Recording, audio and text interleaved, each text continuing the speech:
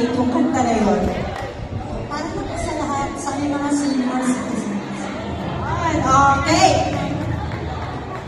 Okay, palakpakan naman po ulit. Candidate number 3. Palakpakan po yung kanta na yun para sa ating lahat dito. Okay. So, hingyan naman po natin ng konting komento ang ating third judge, Ms. Nina Dacles. Ano po ang inyong masasabi? Lapit po tayo, ma'am.